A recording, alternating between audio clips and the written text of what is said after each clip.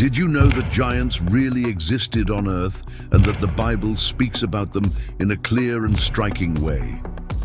There was a time when humanity was not alone, when giant beings walked among us, leaving behind destruction and mystery.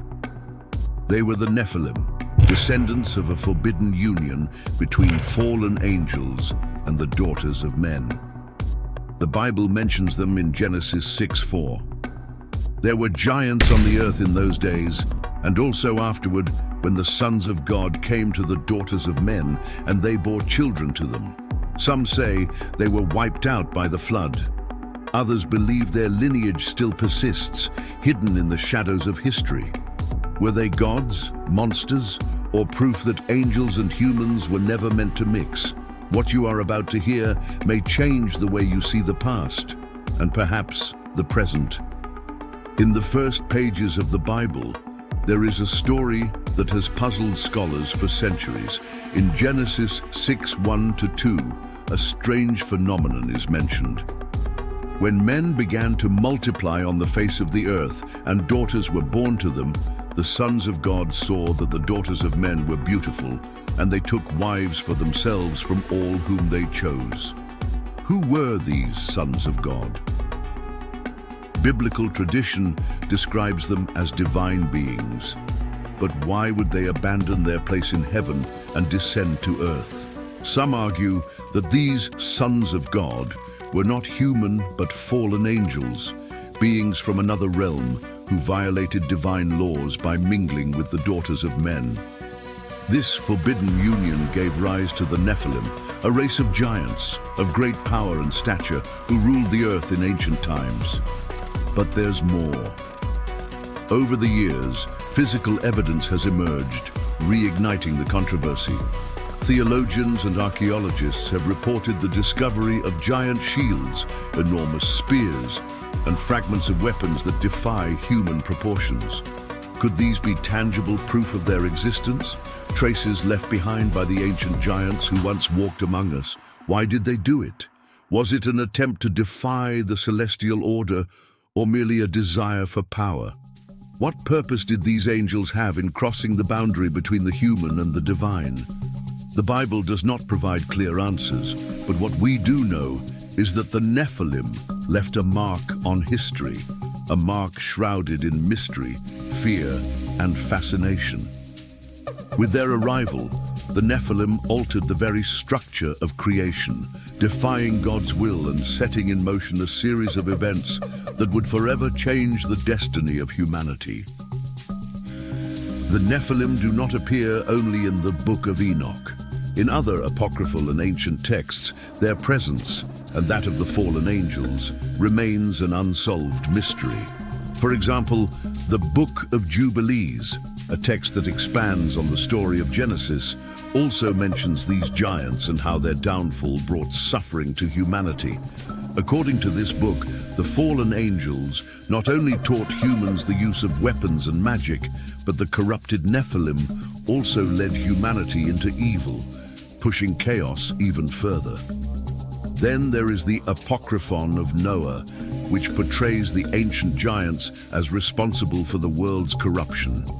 Here, the Nephilim not only caused destruction, but are also blamed for the moral decay that preceded the flood.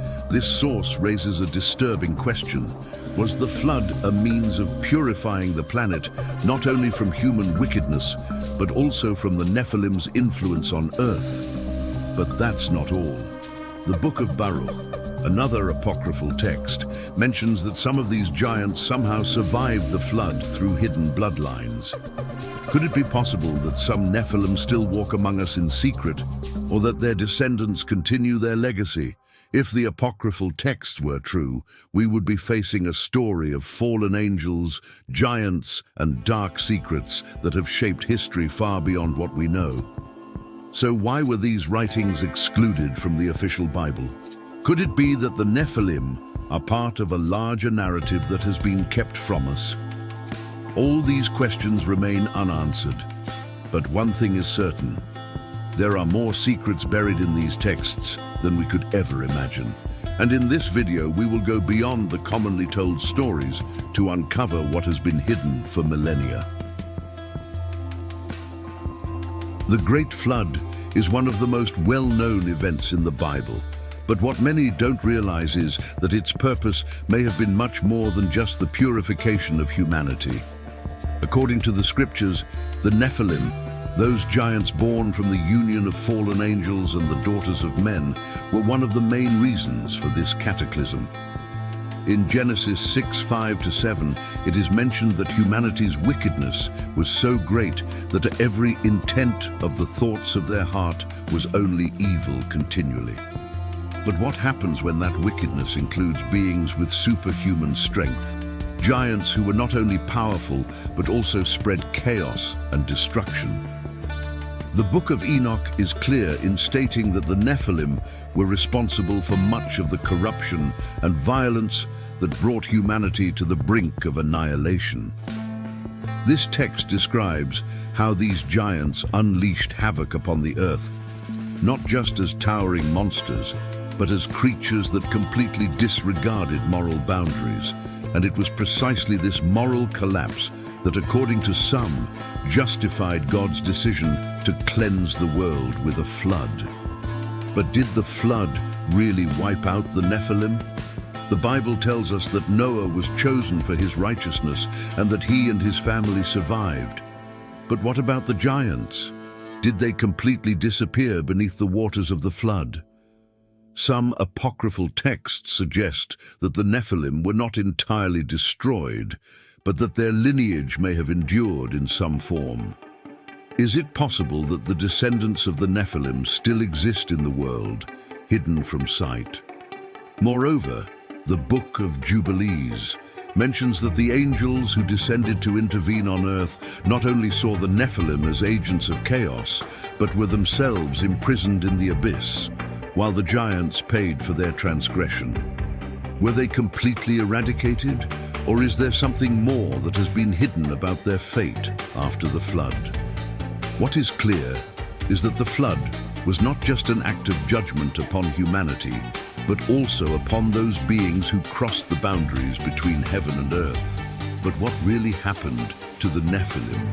We are going to delve deep into the alternative versions of their fate, because perhaps not everything ended with the waters of the flood. As the Israelites approached the Promised Land, they faced not only powerful kingdoms, but also an unexpected challenge.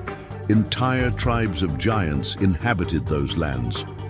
Joshua 11:21-22 mentions that Joshua wiped out the Anakites from the mountains of Judah and Israel, yet their presence had left an undeniable mark on the region. One of the most enigmatic giants was Og, king of Bashan. Deuteronomy 3:11 provides a surprising detail about him. For only Og, king of Bashan, remained of the remnant of the giants. Behold, his bed was a bed of iron, 9 cubits long and 4 cubits wide. In modern measurements, his bed was approximately 6 meters long and 2 meters wide. His immense size reflected his dominance and power, making him a formidable obstacle for the Israelites on their journey to the Promised Land. But the story of the giants does not end with Og. Centuries later, another colossus challenged the people of Israel, Goliath of Gath, described in 1 Samuel 17:4 as a warrior nearly 3 meters tall. His mere presence struck fear into the hearts of the Israelites. However, his fate was sealed when David, a young shepherd armed only with a sling and 5 smooth stones, defeated him with a single strike. His fall not only marked Israel's victory, but also proved that human strength and power are no match for divine will. Yet the question remains, why did giants continue to appear? Do you remember the ancient civilizations that built enormous structures that defy the logic of modern engineering? From the pyramids of Egypt to the mysterious constructions of Mesoamerica, many have wondered if these structures were created by beings with knowledge and abilities beyond the ordinary. Some believe that the Nephilim with their colossal size and superhuman capabilities, could have been responsible for these monumental works. In ancient Greece, for example, there were tales of the Titan giants, who, according to mythology, waged war against the gods of Olympus. Could these Titans be a reference to the same Nephilim who descended to Earth? Some historians have found surprising parallels between Greek myths and biblical accounts.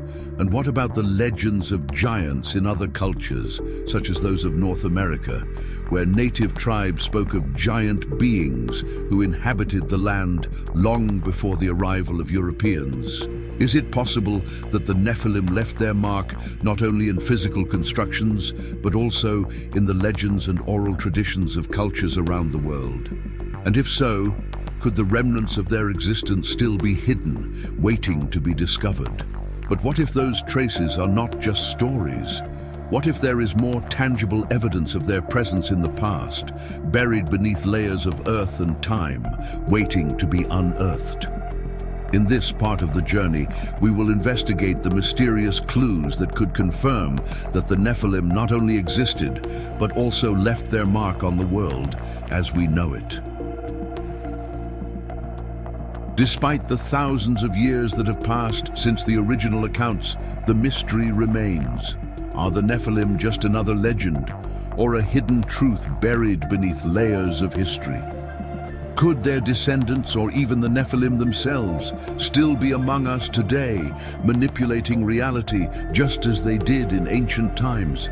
The questions linger in the air, and the answers, though seemingly within reach, remain a profound enigma. The story of the Nephilim does not end here.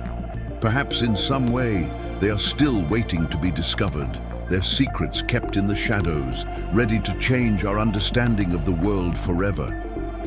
The only thing we know for certain is that the mystery continues, and maybe you and I are closer to the truth than we ever imagined.